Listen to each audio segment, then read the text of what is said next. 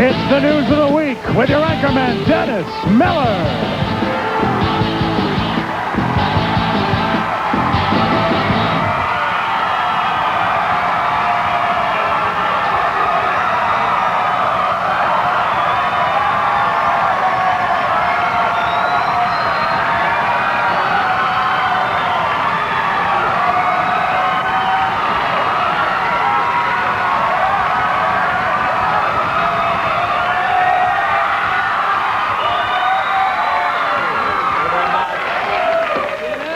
Much. Good evening, and what can I tell you? Bill Clinton campaigned in Philadelphia this week. Here, a youngster tells reporters how many dollars Clinton gave him to sit on his lap. Things are leveling off for Bill Clinton in most of the country, but he's still most popular in Little Italy, where throngs of followers greet Il Deceptio wherever he goes. This guy's like a brother to me, and not just because he gets laid a lot.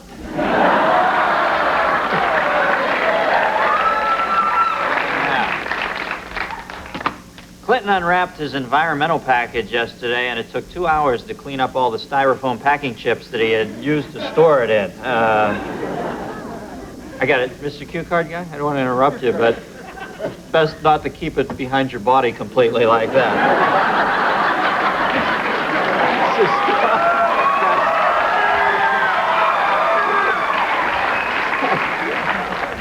The guy's guarding the Pope.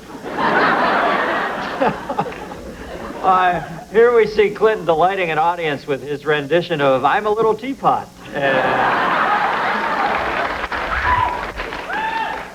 Democratic candidate Jerry Brown, frustrated that he's not getting his platform across to the voters, is taking his message directly to automobiles.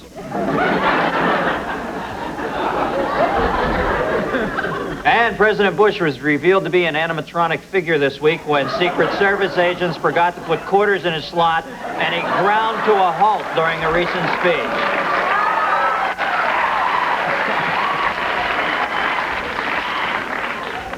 Remember, kids, you have to be this tall to ride on the demagogues of the Caribbean.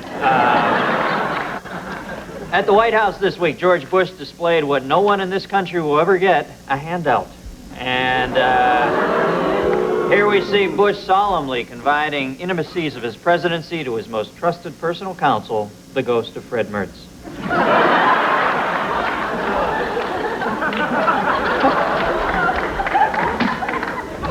Fred, you better get that electric snake up to Mrs. McGillicuddy's room. Her toilet's clogged. An ad-lib I probably should have kept to myself. You know, after the success of her book, George and Barbara Bush have been reduced to being caddies for Millie, the White House dog.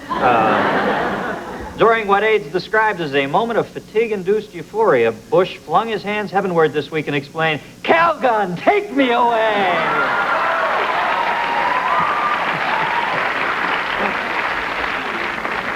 George Bush has decided to keep Quayle on the ticket in 1992, although he did meet with some potential candidates over the weekend. A recent Senate session proved so interminably boring last week that an unidentified onlooker knocked himself unconscious rather than endure another speech by Orrin Hatch. After a week full of dissension and threats of resignations from his Congress, Boris Yeltsin found himself back in charge this week. Here we see the Russian president as it dawns on him that he's been given the stinky microphone.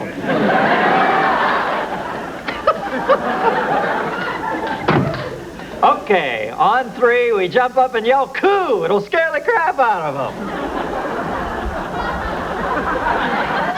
Mikhail Gorbachev says he's ready to re-enter politics, and as you can see, the excitement is contagious in his native Russia.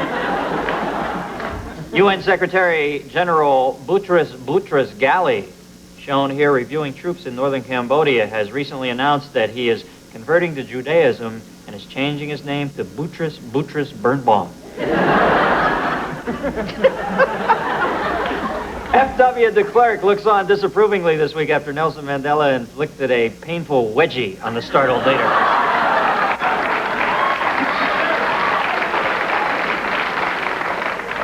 China's first McDonald's opened in Beijing yesterday, and after just 5 minutes already, billions and billions had been served.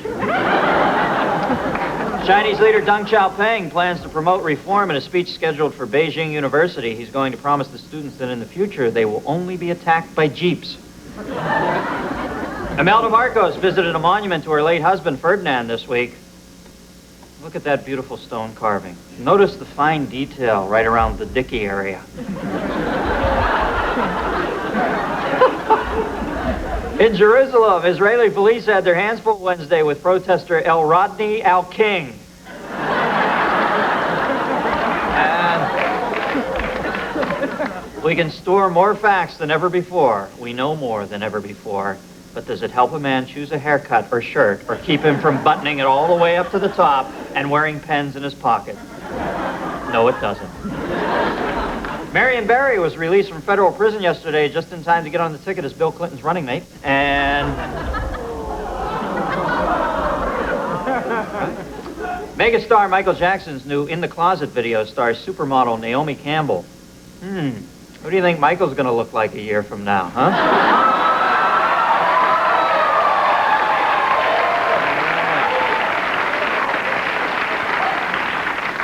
And in Hollywood this week, all the members of the David Hasselhoff fan club pray he gets another TV series.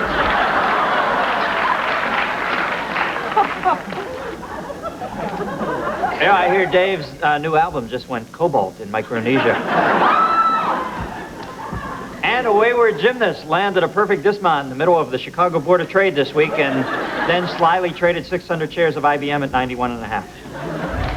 The New York City Taxi and Limousine Commission said yesterday that in order to improve customer-cabbie relations, all licensed applicants will have to take 40 hours of English lessons. Hey, what about 40 hours of driving lessons, okay? And California Angels second baseman Bobby Rose delighted fans this week when he gave birth to 190-pound Oakland Athletic Harold Baines.